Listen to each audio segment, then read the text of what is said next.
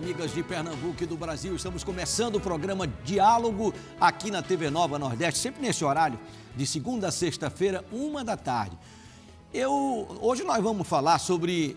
o mundo todo está preocupado, principalmente com os primeiros decretos que estão sendo assinados pelo novo presidente dos Estados Unidos, o Donald Trump, né, que versa de uma série de assuntos, mas que ele já vinha falando durante a campanha e está colocando em prática agora, né, em relação à imigração, em relação a homens e mulheres, né, o pensamento dele sobre as fronteiras americanas, né, e sobre a recuperação econômica dos Estados Unidos. Nós vamos falar sobre tudo isso no programa de hoje. Aqui conosco no estúdio, Écio Costa, economista, palestrante, conselheiro, economista-chefe da LIDE Pernambuco. Boa tarde, Écio. Um prazer e uma honra tê-lo aqui no programa. Boa tarde, é um prazer também estar participando e vamos debater aí sobre esses anúncios, né? O que pode trazer na economia, nos negócios aqui no Brasil, quais são as principais consequências disso. Também está conosco aqui no estúdio Gustavo Rocha, cientista político. Boa tarde, Gustavo. Boa tarde, Pedro. É um prazer estar aqui. É sempre muito honroso debater o cenário internacional, representar os cientistas políticos nesses debates. Você é de Caruaru, né, Gustavo? Já estou em Caruaru há 8 anos. Caruaru recebe o sinal da TV Nova pelo canal 22.1. Um grande abraço para vocês aí na capital do Agreste. Né? Também conosco Paulo Abuana, né, jornalista, advogado, esse estúdio que durante tantos anos foi comandado pelo pai dele, Samir Abuana, né, que tinha o seu programa diário também neste horário. Prazer e uma honra, Paulo Abuana, tê-lo aqui no programa. Prazer é meu, Pedro. Somos muito gratos, a família toda a você, e você é um daqueles casos, daqueles modelos de comunicação que deram certo. Hoje é um empresário de comunicação e um orgulho para todos nós. Eu acho que hoje aqui eu vou mais aprender do que qualquer outra coisa, junto com esses dois mestres, esses dois professores. Mas está assustado com o que está vindo dos Estados Unidos? Como é que você tem visto, né, esses primeiros decretos que o presidente Trump tem assinado? Veja, Pedro, você foi muito feliz no início, na sua introdução, quando você disse que ele está fazendo o que já se esperava, o que se anunciou, o que ele diria que ia fazer. Eu acho que o presidente Trump... ele é um magnata do setor imobiliário, fez fortuna aí e é, antes de tudo, um grande negociante. Ele é aquele cara que ele diminui o seu produto, bota todos os defeitos do mundo para depois comprar com uma condição melhor. Então, eu acho que tem muita bravata nisso aí. Algumas já são ações reais, decretos assinados, mas tem coisa que nem ele querendo consegue fazer. Essa coisa da imigração me parece muito difícil. Tem uma questão de mandar de volta o sujeito que tem cidadania americana. Isso é impossível. Então, vamos aguardar um pouco. Eu acho que se a gente ficar a cada bravata de Trump, o mundo parar, é claro que a economia americana, o americano, ele mexe com o mundo todo. Um passo dele e mexe com a vida de todos nós. Mas eu acho que tem muita bravata, vamos aguardar mais um pouco, porque não dá para fazer isso tudo que ele está anunciando. Ontem ele chegou a dizer que, mandando um recado direto para o Putin, né? Vamos parar com essa guerra ridícula aí, senão a gente vai entrar mais pesado. Vamos ouvir os professores, eu acho que há muita bravata nisso aí. Écio Costa, boa tarde. Bem, como Paulo já bem colocou, isso é muito do estilo de política do Trump, né? Ele tem uma forma de conduzir onde ele anuncia o extremo e trabalha para ver até onde ele consegue chegar dentro daquela ideia que foi lançada.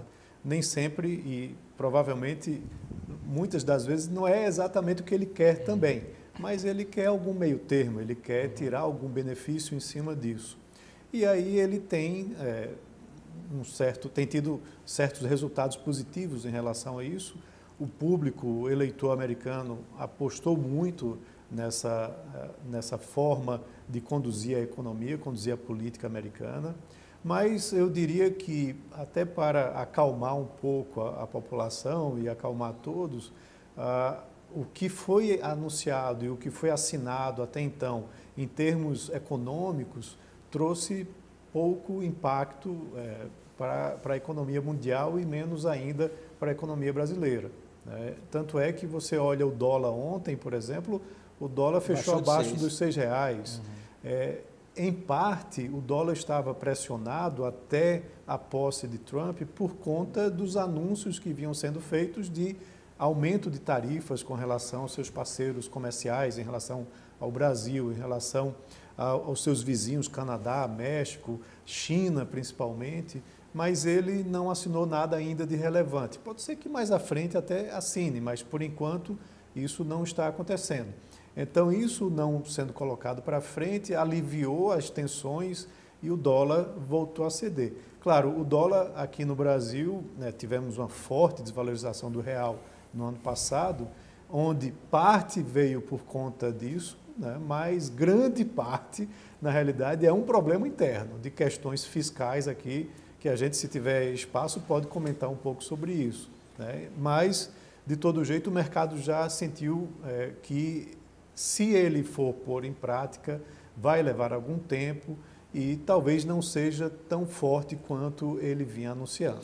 Olha, o nosso telefone para o WhatsApp, para quem quiser fazer perguntas, é o 3431-5698. Chegou aqui, a gente faz para os nossos convidados de hoje. Qual a opinião do Gustavo Rocha? Eu concordo com essa questão de ser uma estratégia de Trump, porque é exatamente isso. Já estão até batizando, já deram uns 3 nomes diferentes para essa estratégia, né? Ele força um discurso extremo, né? Ele falou em anexar a Groenlândia, anexar o Canadá, mudar o nome do Golfo do México. São coisas que criam repercussão internacional, atrai a atenção da mídia, desvia o olhar da política para ele conseguir efetivamente, inclusive, fazer aquilo que seria muito polêmico em situações normais, né? Essa questão da imigração que o professor Paulo falou, inclusive, realmente ele provavelmente não vai fazer tudo o que ele está dizendo que vai fazer, mas já, efetivamente ele está caminhando, sinalizando um sentido de endurecimento da política migratória norte-americana e na política de expatriação, né? Um dos dilemas que os juristas, inclusive, estão se questionando é como é que ele vai fazer para justificar a separação de crianças das famílias. A única forma que ele poderia fazer isso era manter 48 horas de afastamento e deportar imediatamente as famílias. Hoje, não existem meios para isso, né? Ele precisaria criar todo um aparato logístico, inclusive, para conseguir realizar esse feito. Isso é algo que a gente, quando vai para a vida real, entende que ele não vai conseguir fazer isso de imediato. Ele vai, aos poucos, criando mecanismos para endurecer a política de extradição, a política de devolução desses candidatos à imigração, né? Mas, e aí, inclusive, ele está querendo manter a revisão dos asilos, a análise dos asilos, mantendo esses candidatos no México, né? A política do Stay in México, né? Fique no México, para não já começarem a se introduzir na economia americana, na sociedade norte-americana, e aí ter mais dificuldade depois de colocar essa população para fora. Há de se ver o que é realmente factual disso, porque a própria economia norte-americana, principalmente dos estados fronteiriços com o México, precisam desses imigrantes. Vários postos de trabalho são ocupados por ilegais, como eles dizem, que recebem salários muito menores do que o americano, que recebe o menor salário possível, o salário mínimo. Então, empresas de frigorífico, de baixo valor agregado, precisam dessa mão de obra. E aí ele vai fechar essa indústria toda do sul dos Estados Unidos? Acredito que não. Então, essa bravata aí, a prática dele tem um desnível aí que a gente ainda precisa entender qual vai ser, né? Eu vi um levantamento que dizia que os Estados Unidos estavam expatriando, mandando de volta para o seu país, né, uma média de 1.600 pessoas por ano. Né? E variava, 1.600, 1.100, chegou a 900, né? E diminuiu muito no governo Biden, no governo passado, né? Ele agora deve voltar a esse ritmo, pelo que ele está anunciando, acelerar mais do que isso, né? Qual o sentimento que vocês têm diante do que foi colocado até agora, Paulo? Veja, é o que o professor Écio colocou, o professor Gustavo, ele é muito de argumentar e querer ganhar, como a gente dizia na época de menino, no queixo, no grito. Né? Vamos ver o que é que ele vai conseguir fazer. O professor Gustavo foi muito feliz. Me parece, se os números, se eu não errar aqui, é por pouco. Temos lá 2 milhões de brasileiros nos Estados Unidos, cerca de 200 mil na chamada ilegalidade. Mas é esse povo que trabalha no que o americano não quer trabalhar. É esse povo que produz lá no que o americano não quer produzir. Então ele vai dar, de certa forma, um tiro no pé. Essa coisa da imigração, acho que foi uma das coisas mais fortes do discurso do presidente Trump. Ele vai jogar duro, mas eu ainda tenho dúvidas, Pedro, como falaram os dois companheiros de programa, no que é que ele vai conseguir avançar nesse ponto. Eu prefiro aguardar um pouco. Elcio, opinião. Não, eu acho que todos os presidentes eles têm que encarar esse problema da imigração ilegal, né? Principalmente na fronteira com o México, mas há também imigrantes que vêm da China, tem imigrantes árabes, todo mundo que vislumbra, né, morar num país de primeiro mundo pensa, em primeiro lugar, ir para os Estados Unidos, né? É uma economia que é a maior economia do mundo. A China vem chegando junto, mas ainda não passou, pelo menos em termos nominais, e termina tendo aquele American Dream, né, o sonho americano, que muitos brasileiros, inclusive, também almejam, né, ir para lá. Só que isso dificulta muito a manutenção da economia americana com empregos nacionais. Só que, ao mesmo tempo, tem essa problemática de que os empregos que são considerados subempregos, né, aqueles de mão de obra pesada, por exemplo, muitos americanos se rejeitam a fazê-lo. Então, você precisa também dessa mão de obra de imigrantes que têm um nível baixo de educação ou que têm níveis de renda mais baixos nos países de origem, que se sujeitam a trabalhar, né, na jardinagem, nos frigoríficos, até mesmo em indústria. Tem um fato interessante, hoje eu sou professor da UFPE, né, sou professor titular lá da UFPE de Economia, mas eu fiz a graduação aqui e depois fui embora para os Estados Unidos, onde eu fiz o meu mestrado, meu PhD, meu pós-doutorado, e depois voltei para cá como professor. Nesse período que eu estava lá fui para a Universidade da Geórgia, que eu estava fazendo o mestrado na época, eu paguei uma disciplina de Economia Internacional. E o meu professor me levou, junto com o resto da turma, para visitar uma fábrica de rolamentos. Ela até tem uma filial aqui em Pernambuco, que produzia os rolamentos para veículos japoneses, né? E muito interessante que, ao chegar na fábrica, na recepção, a recepcionista era americana. A diretoria comercial, gerência comercial, o pessoal que nos recebeu eram americanos. E aí, ao fazer a visita ao chão da fábrica, a gente viu lá uma parte toda fechada, climatizada, era o laboratório de testes.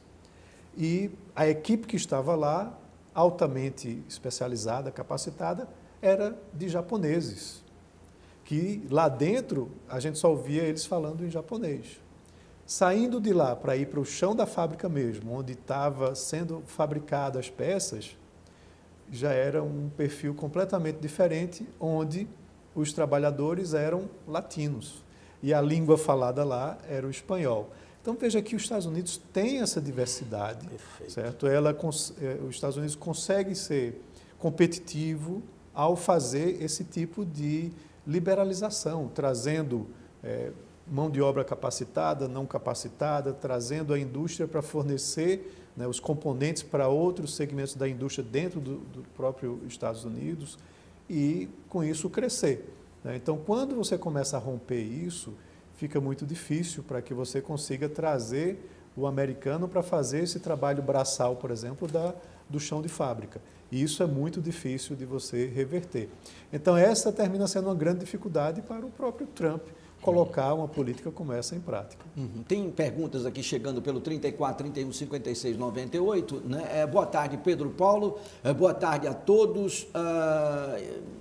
Elon Musk e o Mark Zuckerberg, né, já levantaram a bandeira da diplomacia de Trump, né? Será que isso pode impactar nas redes sociais, né, nas eleições presidenciais de 2026, no âmbito mundial, né? O que pode acontecer com esses novos decretos de Trump, né, e mudanças substanciais para os Estados Unidos? É a dúvida aqui do nosso querido da Maria Bertini Ferreira.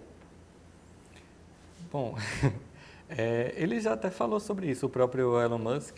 Ele disse que iria utilizar o que fosse possível dos algoritmos dele em favor do governo, inclusive contra os parlamentares que não se comportassem de acordo com o que o governo quer. Mas isso, novamente, me parece muito próximo do que a gente estava falando do próprio presidente Trump. Falar, né, ameaçar, assustar, para, na prática, não ser uma coisa tão extrema. De fato, ele e outros participantes da posse de Trump, que são relacionados com grandes mídias sociais, têm a capacidade de influenciar, de certa forma, na opinião pública, influenciar através do algoritmo no que o cidadão recebe. Mas até eles mesmos sabem que isso é incerto. Eles não sabem o nível de influência que eles têm. Eles sabem um pouco mais que a gente, com certeza, né? Mas não é uma capacidade de manipulação. Eu ouvi algumas análises, inclusive colegas cientistas políticos, comparando essa fala com ações de Goebbels. Eu disse, vamos ver, né? Eu acho que não chega a tanto, não. Mas é algo que torna-se preocupante, uma vez que esses atores, né, os donos e gestores de mídias sociais, fazem parte do governo. O Goebbels o alemão, né, que era o chefe da propaganda de Hitler, né, que tem a célebre frase, uma mentira repetida muitas vezes acaba se tornando verdade. Eu sou economista, não sou cientista político, mas termino tendo uma participação de redes sociais muito grande, porque divulgo muito conteúdo sobre economia, sobre negócios. E o que eu vejo, na realidade, no posicionamento do Mark Zuckerberg, foi o de um posicionamento para que você tenha mais liberdade na realidade. Tá? Hoje, no X, o antigo Twitter, você tem as notas de comunidade, né? Onde, se eu quiser lá falar alguma besteira muito grande, e isso tiver uma repercussão muito grande, que é essa questão de você ficar repetindo a mentira e ela tomar grandes proporções, vai entrar lá uma pessoa que pertence a essa comunidade de notas e vai criar uma nota dizendo, olha, de acordo com o dado XYZ do IBGE ou daquela outra fonte, o que Écio disse está errado, né? O correto é esse. Isso é muito bom, porque aí você tem outras pessoas que podem avaliar também para dizer, não, essa nota traz conteúdo, traz fato, está correta e merece ser postada. Ela é postada. O Facebook, o Instagram vão passar a adotar essa mesma política, né, que o X hoje adota. E isso é muito relevante porque antes você tinha agências de checagem de fatos.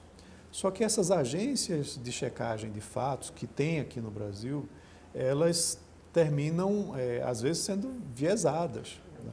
Viés ideológico. Com viés ideológico. E isso é o que preocupa. Né?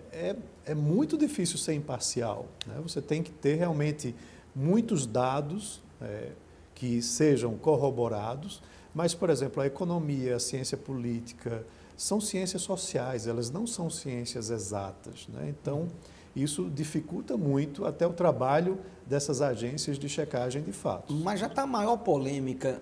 Um dos decretos era de taxar essas organizações criminosas como Comando Vermelho, as Farc, essas coisas todas, como um grupo terrorista. Né? E já tem um camarada preso hoje, né? E é um brasileiro, né, que faz parte de uma organização internacional que roubava banco, explodia banco e estava pintando e bordando no mundo inteiro, né, e que o FBI chegou a esse pessoal através das publicações em rede social desse brasileiro. Muita gente está achando que, pelo fato dessa aproximação com o governo Trump, as redes sociais vão estar a serviço do governo norte-americano. Bom, na verdade, as polícias de inteligência elas já usam, né, as mídias sociais. A própria Polícia Federal no Brasil usa o que está à disposição das mídias sociais como um mecanismo de investigação.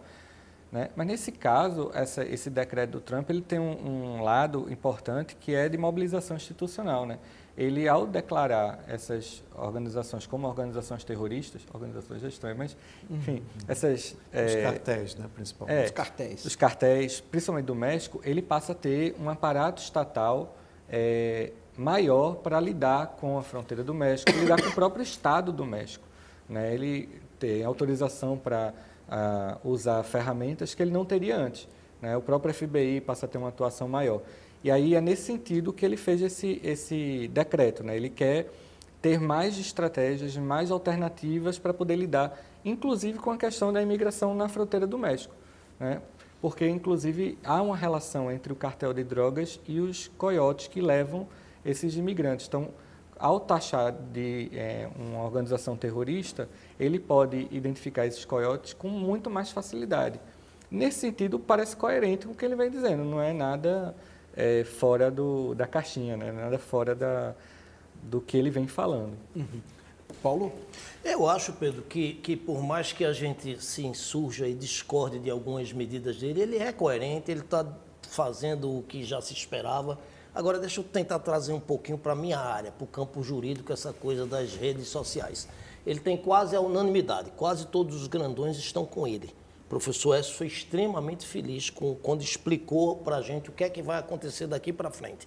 Eu me posiciono nisso com muita clareza. Eu fui advogado de um partido de ideologia de direita, sou advogado de vários políticos de direita, mas eu não acho que tudo que está aí é certo, é correto, não. A gente tem que pensar. Veja, a palavra censura, nós somos aqui os quatro, penso eu, de uma geração que só a palavra censura já dá arrepio na gente. Mas não confunda censura com terra de ninguém.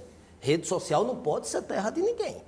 Aquele embate lá do Alexandre de Moraes, que eu sou um crítico voraz de Alexandre de Moraes, enfrento ele em vários processos, já disse publicamente e repito que peguei um livro dele e joguei fora, tive o desprazer de estudar por ele e hoje ele faz tudo diferente do que me ensinou, então fico muito à vontade para falar. Mas naquela questão das redes sociais, não dá para o cara vir lá de fora e dizer não respeito as regras do seu país. Se você não quer respeitar, amigo, vá embora.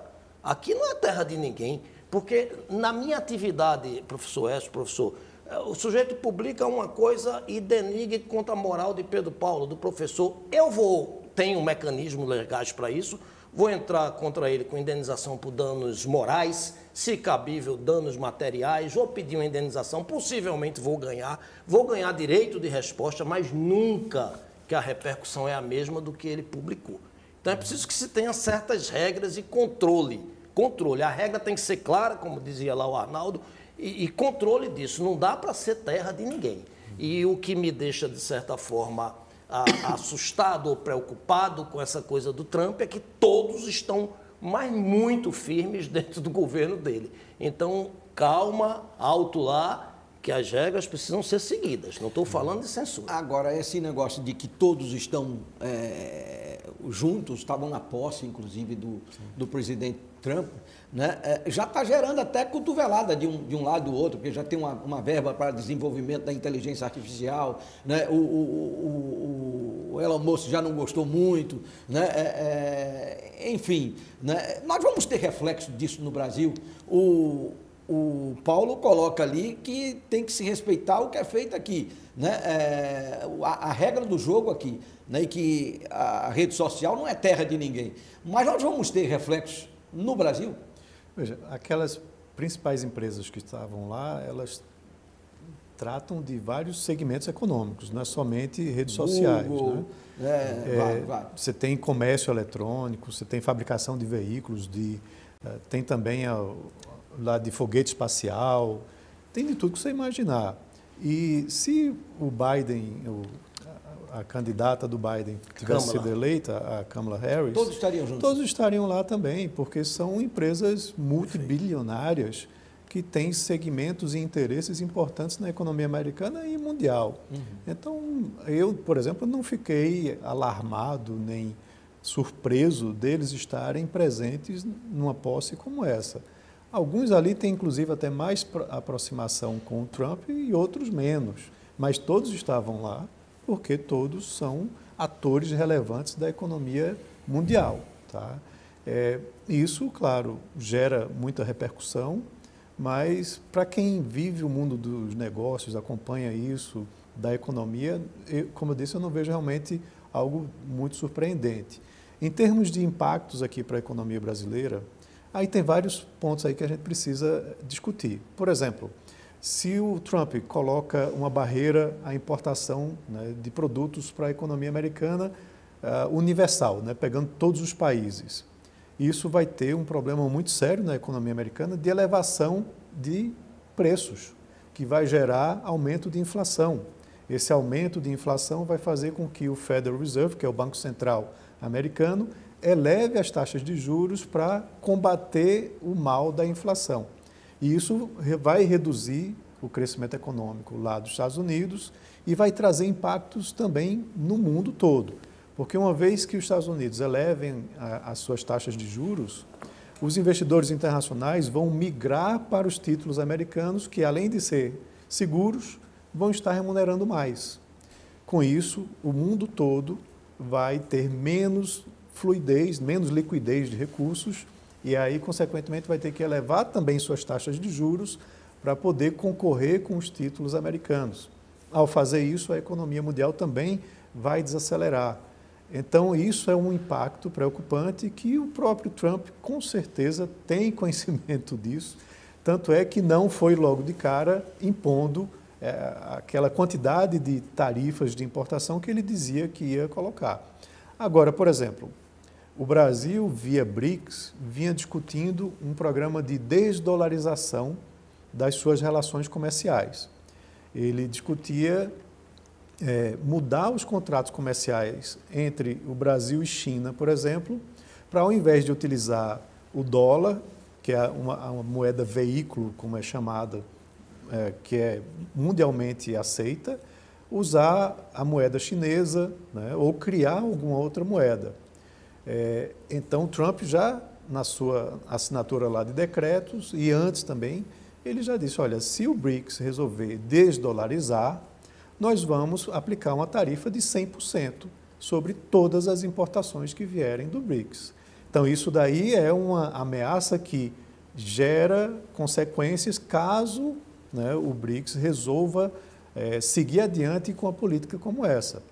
Então, assim, ele vai conduzindo, né, e, claro, se o outro lado tomar um passo adiante, ele vai usar as consequências que ele ameaçou usar para, né, se contrapor a essas mudanças geopolíticas, né. Então, isso vai sendo tratado, né, de caso a caso, né. Inclusive, com o Brasil, a repórter lá foi perguntar sobre o Brasil e ele disse, olha, o Brasil depende muito mais de nós do que nós dependemos do Brasil. Deu uma pancada, uma contundência grande. Não foi só o Brasil, não, a América Latina inteira, né? Mas aí é uma questão também muito do patriotismo, do nacionalismo americano. Eu morei 6 anos lá, como eu já disse, e eu vivenciei muito isso. O americano é muito patriota. Você vê bandeira americana espalhada em tudo quanto é lugar. Eu vivenciei lá o 11 de setembro, eu estava lá quando isso aconteceu. Eu não estava, mas eu peguei um táxi uma vez lá, o cara me contou, disse, ó, no dia que o avião bateu naquelas torres, foi uma coisa assim fantástica, imediatamente, todos os edifícios, casas, em todos os lugares, o pessoal botava bandeira dos Estados Unidos, tamanho patriotismo que Exatamente. Então, ele não vai dizer, não, nós dependemos muito do Brasil. Não, ele vai dizer, olha, o Brasil depende muito mais da gente do que a gente depende do Brasil. Quando você olha as relações comerciais entre Brasil e Estados Unidos, há mais de 10 anos atrás, realmente, os Estados Unidos era nosso principal destino.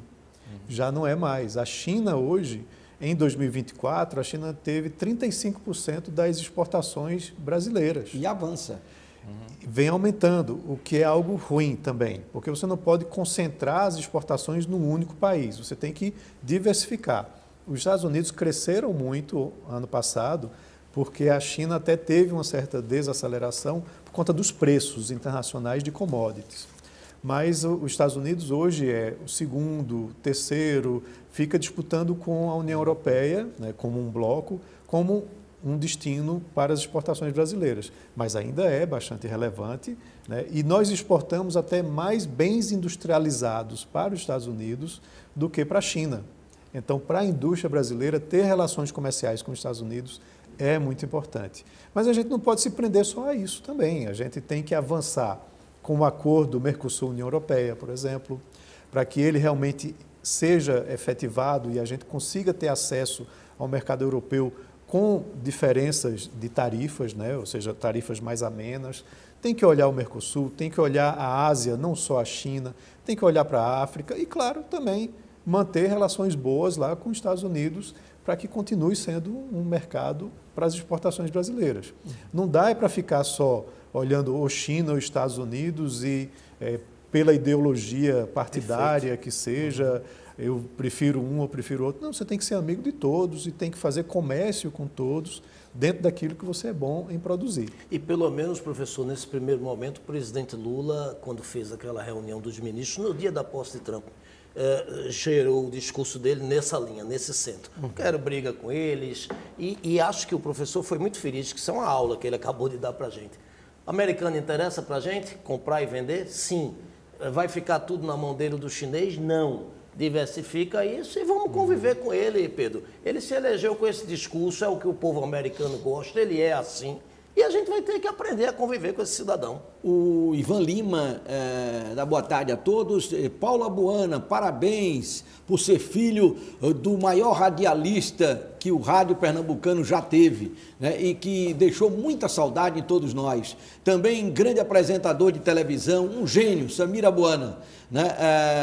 Mas eu pergunto para vocês, e essa pergunta eu vou deixar no ar, porque a gente vai precisar fazer uma paradinha agora, né, para ir para o intervalo. Né? Eu pergunto a vocês, vocês acham que o apoio de Lula, né, a Kamala Harris, que deu antes da eleição, isso pode trazer consequências para o novo governo dos Estados Unidos, para o nosso país, e prejudicar a nossa relação com os Estados Unidos? Já já a gente fala sobre isso, daqui a pouco, depois do intervalo.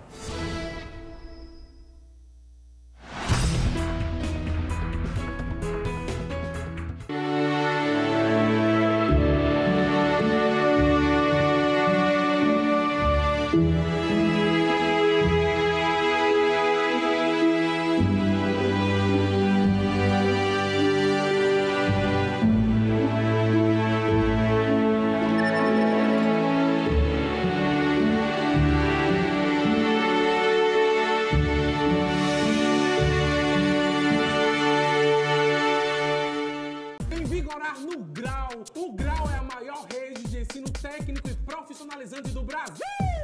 E também tem faculdade EAD, os cursos mais procurados com muita aula prática para quem quer formar rapidinho e ganhar dinheiro com a sua profissão. No Grau, o aluno conta com uma agência de emprego exclusiva. Que luxo! Vigore, se esforce e acredite. Dê um grau na sua vida. Matricule-se já. Você escolhe o grau e o mercado escolhe você.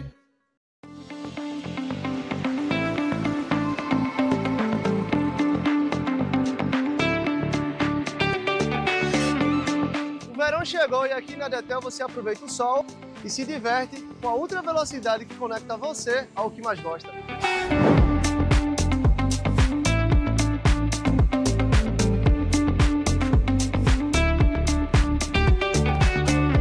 Na areia da praia ou em casa, a internet Detel sempre acompanha meu ritmo. Compartilho cada jogada e ainda fico conectado sem preocupações. Nesse verão, contrate 600 MB de internet na fibra, mais um chip móvel com até 14 GB de internet por apenas R$ 109,90 mensais.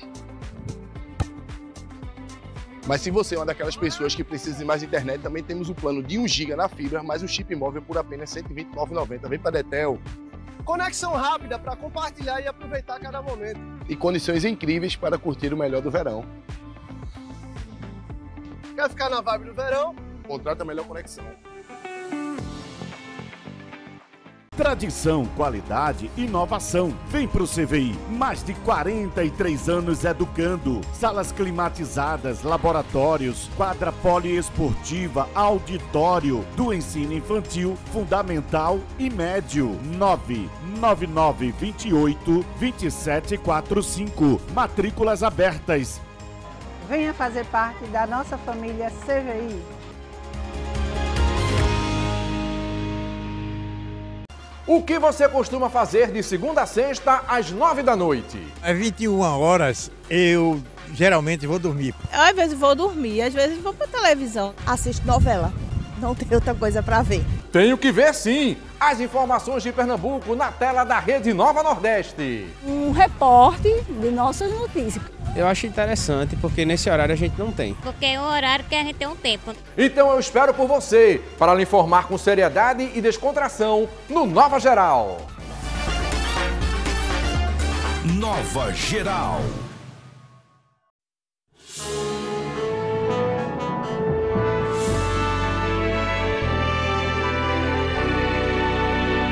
TV Nova.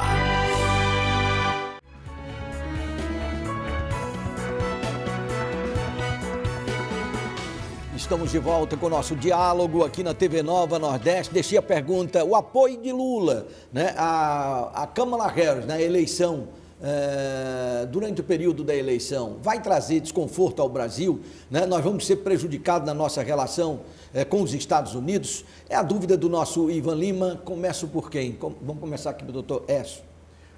Eu acho que deveria começar por Gustavo, mas tudo bem. Eu acho que você tem sim, quando você toma um partido político, um posicionamento político, você está sujeito a consequências. Então, se a Kamala Harris tivesse ganho, o Lula estaria muito bem na cena, né?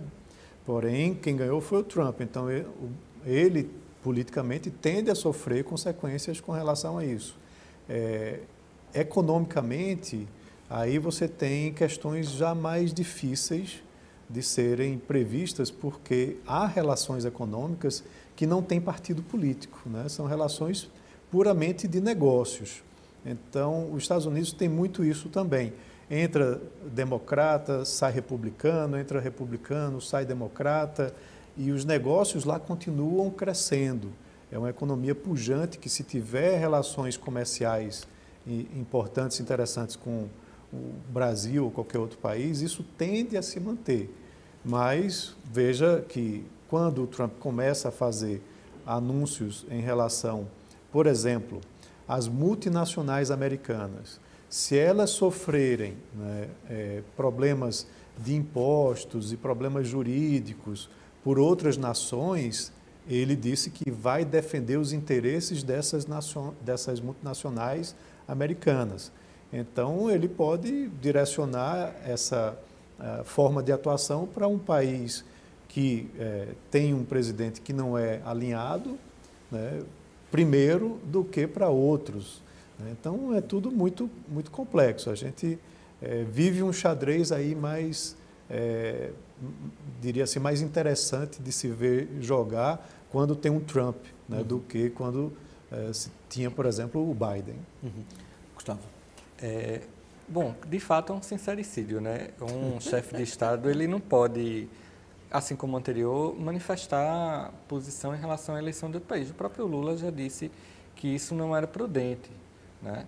Porque, de fato, as relações entre os Estados, elas devem permanecer, e principalmente entre democracias, devem permanecer independente de quem está no governo, né? E, bom, ele se mostrou já em política externa bastante hábil, e o próprio Itamaraty tem uma habilidade respeitada no mundo todo para conseguir tangenciar esse desconforto. Eles vão conseguir passar por cima disso, né, e manter uma relação importante entre Brasil e Estados Unidos, que é estratégica, sem dúvida, né? Apesar de não ser mais nem o maior destino, nem o maior receptor dos nossos produtos, quem exporta para a gente, nenhum dos dois lados ele é o primeiro, mas ainda é um parceiro comercial muito importante, que está ali entre segundo e terceiro, disputando com a União Europeia, mas é um destino e um receptor muito importante, né, das relações de um investidor muito grande no Brasil.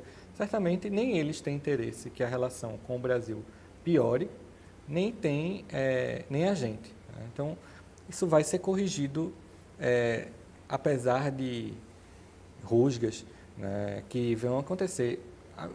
Quando a gente olha para fora é a mesma coisa. Quando o pessoal pensa que vai acontecer uma guerra fria entre China e Estados Unidos, eu sempre costumo lembrar que a China depende dos Estados Unidos tanto quanto os Estados Unidos dependem deles. A China é a maior credora dos Estados Unidos, né? E aí, sem os Estados Unidos com poder de compra para comprar os produtos chineses, o que é que a China vai fazer? As maiores reservas internacionais em dólar estão também na China. Sim. Enfim, né? O maior produtor de produtos norte-americanos já é a China. Eles são tão interdependentes que imaginar uma guerra fria como a União Soviética e Estados Unidos é impensável. Você pode pensar em uma nova guerra fria, em fazer um esforço retórico para isso.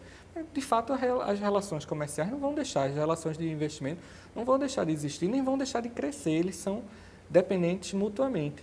Né? O que a gente precisa fazer, eu acho, nesse ponto, aprender muito com a China. Né? Eles são, inclusive, nominalmente, o Partido Comunista Chinês governa a China, né? O único partido.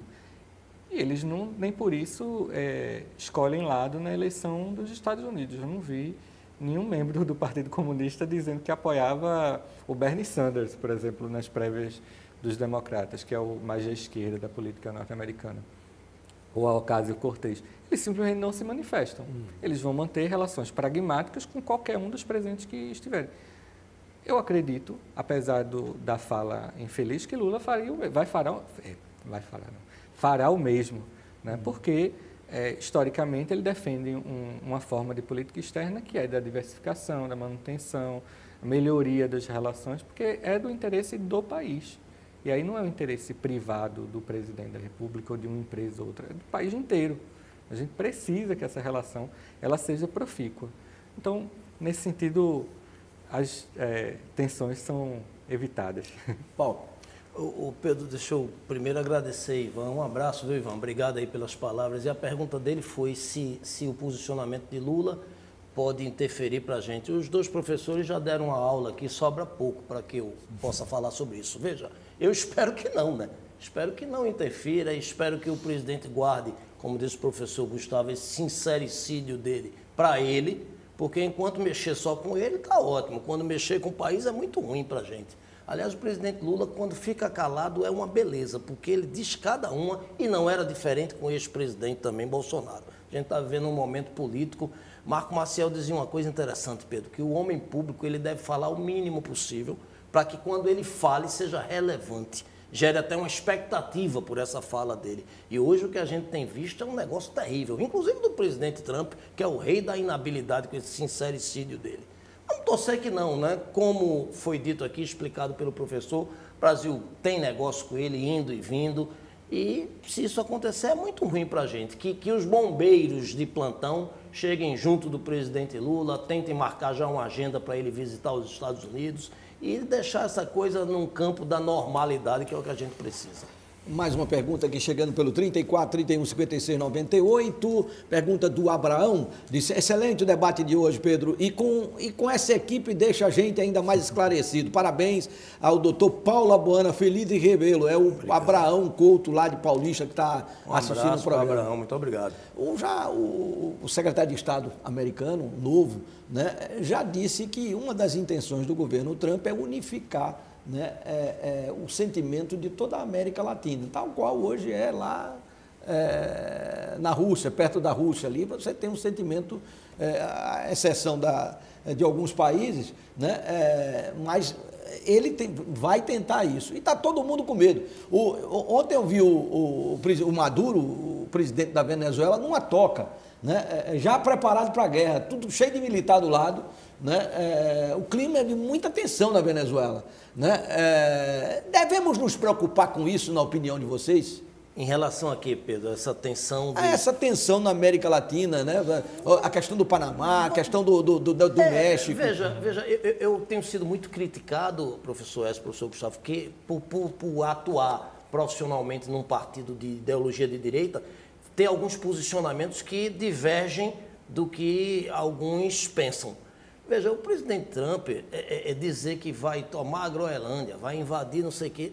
Aí quando eu pego um direita radical, desses que não param para pensar um pouco, eu digo, se ele disser que vai tomar a Amazônia da gente, porque tem lá muita riqueza natural, você vai gostar? Você vai se sentir feliz com isso? Então vamos aguardar um pouco. O presidente Maduro é outro, na minha concepção, louco, inconsequente, um ditador, está ali de forma ilegítima, etc, etc. Parece que hoje até o Trump reconheceu o outro lá como presidente, o que eu não consigo entender como é isso. Eu reconheço ele como presidente, mas o que é que isso muda o quadro? Quem está lá com a caneta na mão governando o país é o Maduro. E as baionetas também. Também, né? Então, veja, eu acho que em relação a Trump, ele baixa um pouco a bola, porque não tem como. Você vai peitar os Estados Unidos como? De que forma? O mundo já está cheio de problemas aí para resolver, Ucrânia, Rússia, agora Israel, enfim. Vamos baixar um pouquinho essa temperatura para ver se a gente consegue caminhar. Agora o loirão mete tremedeira nos outros, viu? Porque ele é bocão, né? Veja o que aconteceu, por exemplo, em Israel. Né? Os reféns já começaram a voltar para cá. Sim, o Hamas já accedeu e já... Né? Isso aí tem que se reconhecer que realmente a voz dele, né, tem uma firmeza nessa questão mais bélica, por assim dizer, até por... medo, talvez, né? É um louco, ele vai realmente pôr em prática, não são só ameaças, mas, veja, antes mesmo dele tomar posse, já houve essa negociação que, assim, foram emissários dele, né, que conseguiram essa troca de reféns e o acordo de trégua, né? Ele já ameaçou aí o Putin também. Agora tem um fato interessante também, que o TikTok ia ser banido dos Estados Unidos. E ele deu uma entrevista à Fox News, né, um canal muito de direita, inclusive lá dos Estados Unidos, dizendo que ele não via risco nenhum do TikTok funcionar nos Estados Unidos. Desde que tivesse um sócio americano. Não, mas tem outra... assim, a frase dele foi o seguinte, eu não vejo risco de espionagem, né, em jovens que estão vendo vídeos malucos no TikTok. Deixem eles verem esses vídeos, que não tem risco nenhum de espionagem. Mas tem toda uma estratégia de mercado por trás. Ele quer que a China abra o seu mercado às redes sociais americanas, né? do Instagram, do Facebook, também do X, que hoje são proibidos na China. Então, é toda uma negociação. Veja que aí tem uma certa inteligência também por trás da coisa. Ou trazer um sócio, né, americano para o TikTok lá ser vendido para os Estados Unidos. Se falava até que o próprio Elon Musk iria assumir o TikTok. Ele sugeriu o Elon Musk. Foi. Mas eu acho que o Elon Musk não vai querer, que ele já tem prejuízo demais com o X. O X, né? E aborrecimento demais. Pega os Alexandre de Moraes da vida pelos países afora e lascou. Pois é. Mas veja que é também muita estratégia comercial por trás da coisa, né? Ele está flexibilizando uma coisa para ver se consegue outra em prol também dos Estados Unidos no mercado chinês. E aí tem ainda outra questão. Veja, se fala muito que iria ter a Guerra Fria, que os Estados Unidos iria romper comercialmente com a China. Para a gente seria ótimo, porque ambos os países iriam depender mais de produtos brasileiros, né? Os Estados Unidos iria depender mais de produtos, de insumos e outros produtos que a China fornece e o Brasil passaria a fornecer. E a China também iria depender mais de produtos que os Estados Unidos fornecem e que o Brasil hoje já é mais competitivo, como a soja, por exemplo, para aumentar ainda mais a participação no mercado chinês. Mas, por outro lado, isso pode ser uma ameaça para forçar a China a fazer um acordo comercial exclusivamente com os Estados Unidos, um acordo preferencial de comércio que vai nos prejudicar, porque aí o produto americano teria um acesso mais barato para acessar o mercado chinês e o produto chinês também para o mercado americano. Se fala a mesma coisa, inclusive, entre Estados Unidos e Argentina. Milei estava lá na posse e, assim, até onde eu vi, era o único presidente que estava presente na posse de Trump. Tradicionalmente, né, Gustavo, são os pode falar aí, que representam os não países, tem presidente de país lá participando. Milei foi a exceção. Então, se fala também num acordo de livre comércio entre Estados Unidos e Argentina, que iria trazer um benefício gigantesco para a Argentina, onde, muito provavelmente, o Mercosul iria ser escanteado, a Argentina iria ter que sair do Mercosul, não sei. O Milei já está dizendo que se para fazer negócio com os Estados Unidos vai significar ele deixar o Mercosul, ele vai deixar. Pois é. E aí, enviando carne, enviando soja, enviando muitos dos produtos que hoje nós fornecemos e temos acesso ao mercado americano.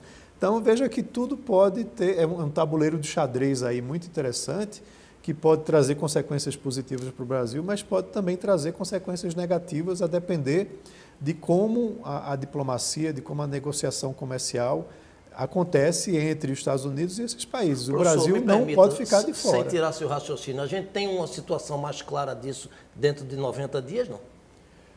90 dias eu acho muito pouco. É pouco. Não é algo que você resolve do dia para a noite. Algumas ações são mais imediatistas, né, como você viu lá os decretos que ele assinou, que era algo já sendo planejado antes e que é interno, né?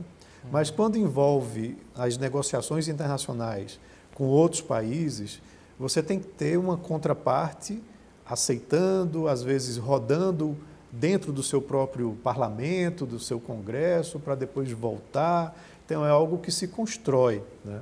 E o Brasil não pode ficar de fora disso, ele tem que bater na porta e dizer, olha, somos relevantes sim, temos interesse, queremos fazer negócios com vocês, porque vocês são uma nação importante, vamos deixar a política de lado, o que importa é, somos bons nisso, vocês são bons nisso, vamos trocar esses produtos entre si e ambos vamos crescer, nos desenvolver. Essa tem que ser a mentalidade. Agora, o Brasil está atento, eu não sei se os senhores viram, ontem teve uma entrevista com o ministro da Casa Civil brasileiro, né, ele dizendo, sugerindo, né, vai atuar para tentar diminuir o preço dos alimentos, né, ele sugerindo, olha para os produtores, vamos plantar arroz. Né, ele está apostando na briga aí de que os Estados Unidos vai dar uma trincada com a China, né, e vai faltar arroz lá. Então, aí nós temos arroz aqui para vender para ele. Então, é um jogo de xadrez esse, é um jogo de xadrez, né, em que nós falamos aqui no intervalo,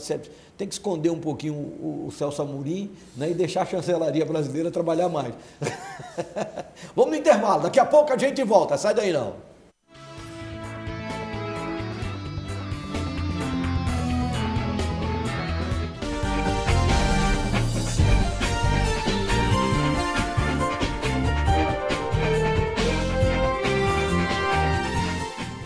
A Dom Pitanga é uma loja de moda masculina com produtos exclusivos e de alta qualidade. Dispomos de alfaiataria própria, com ajustes gratuitos, profissionais experientes e com um mix de produtos que vai te ajudar a se vestir de forma elegante e moderna. Venha conhecer a Dom Pitanga, Shopping Northway, em Paulista. Dom Pitanga, quem ama usa. Para tudo! Até 50% de desconto te aguarda nas Óticas Diniz. Para tudo, Diniz! Liquidação para todos os estilos, do descolado ao discreto. Vem que a moda tá aqui. Até 50% de desconto. É para tudo, Diniz! Liquidação para todo mundo. Corre para as Óticas Diniz e aproveite. É por tempo limitado. Óticas Diniz, para ver você feliz. Camarote Majestic, o melhor camarote no Galo da Madrugada. Open bar e café da manhã com as melhores atrações. Segurança, conforto e vista privilegiada para o desfile do Galo. Compre agora o seu ingresso. Vendas no site www.evenix.com.br.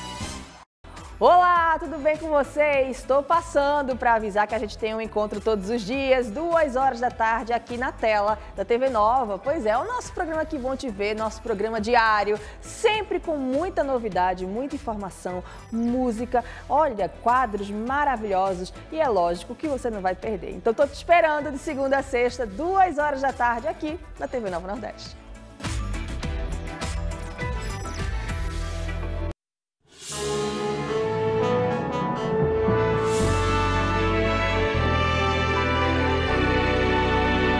TV Nova.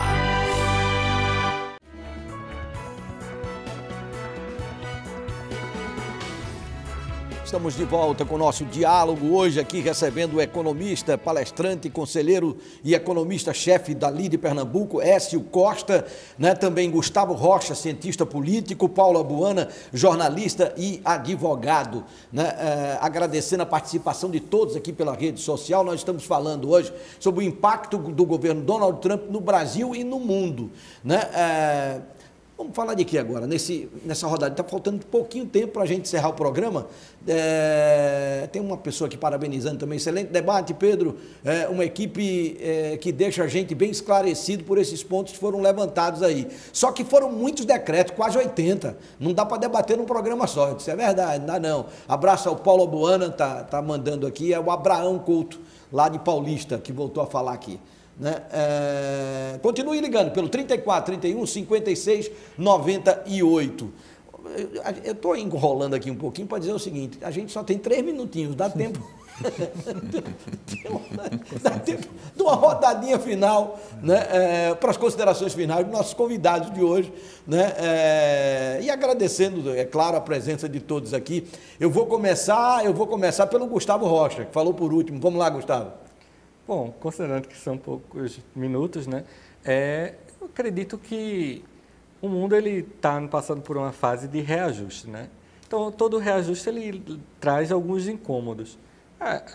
Essas ações do presidente Trump vão ter consequências, claro, para a política, para a economia global, mas isso também não é nada que a gente deva encarar como um hecatombe ou algo desastroso.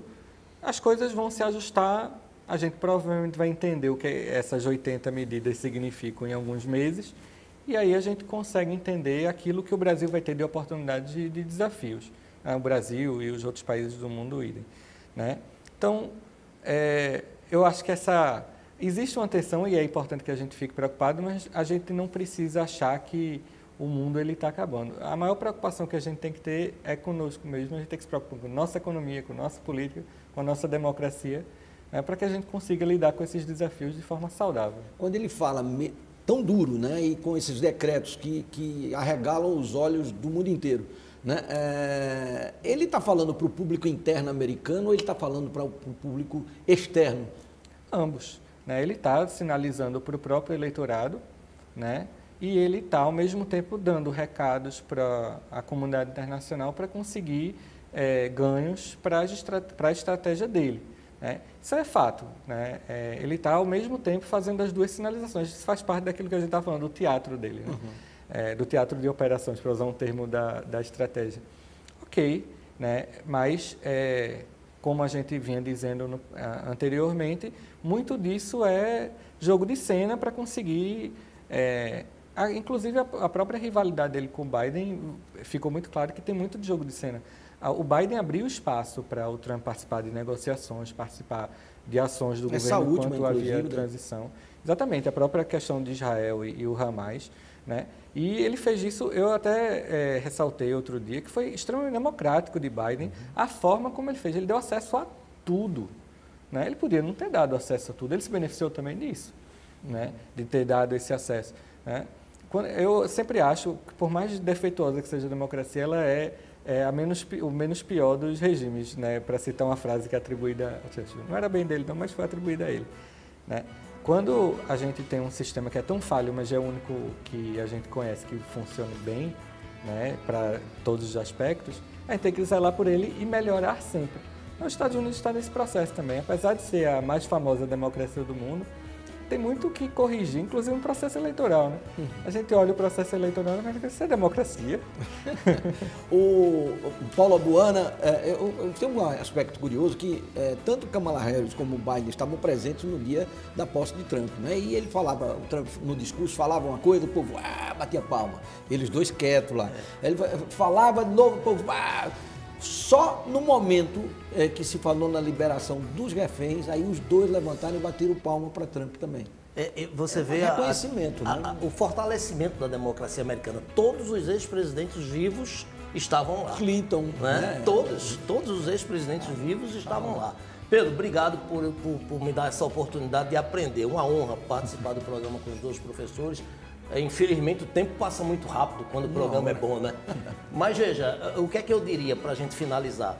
O Galegão é um jogador nato, é um negociante, fez fortuna negociando, comprando, vendendo.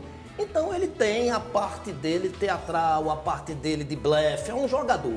Vamos ter juízo com ele, vamos entender que ele é o presidente legitimamente eleito nos Estados Unidos, eleito com a maioria em tudo.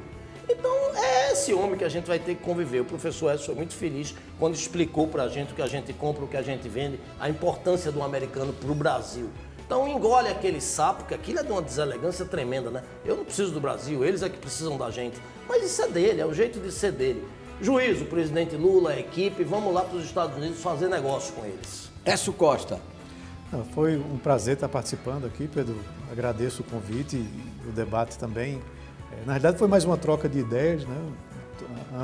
Todos nós aqui corroboramos das mesmas ideias de que você tem aí muito mais uma questão mais teatral, né, como o Gustavo colocou, do que a prática das medidas que foram anunciadas, mas ele vai testando até onde vai, ele vai usar isso como ferramenta para colocar os interesses americanos em primeiro lugar, isso é óbvio, da mesma forma que um presidente brasileiro estaria fazendo isso também. E vamos acompanhar o desenrolar aí. Daqui a um ano você chama a gente de novo, Pedro Paulo, para um novo debate. Eu acho que a gente... da carruagem vai ser logo. Para a gente corroborar ou discordar desse debate de hoje em relação às previsões que nós fizemos aqui. Mas economia, negócios, é muito isso. A gente olha muito para o passado, pensando em prever um pouco o futuro, mas sempre com os diversos cenários, as diversas alternativas que podem acontecer nesse meio de caminho. Eu gostei da analogia que Paula Buana fez, né? Ele é negociante, é um empresário, né? É como você comprar um carro, né? Você vai comprar o carro, quem vai comprar bota um bocado de defeito, quem vai vender, né? Enaltece ali para poder ver se pega por um preço bom. Terminou o nosso tempo, minha gente. Eu quero lembrar que amanhã nós vamos receber aqui o presidente da Câmara de Vereadores de Olinda, o Saulo Holanda, meu querido Saulo Holanda do MDB, né? Vão estar conosco aqui os jornalistas Pedro Tinoco, Fabiola Farias, né? Editora do blog Fama e editor do blog Rede Observatório. Começamos às 13h. Eu conto com a audiência de todos vocês. Um grande abraço e até lá.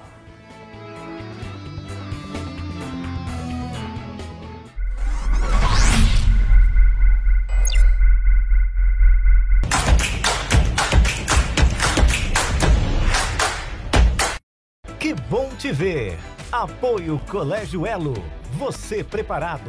Você pode tudo.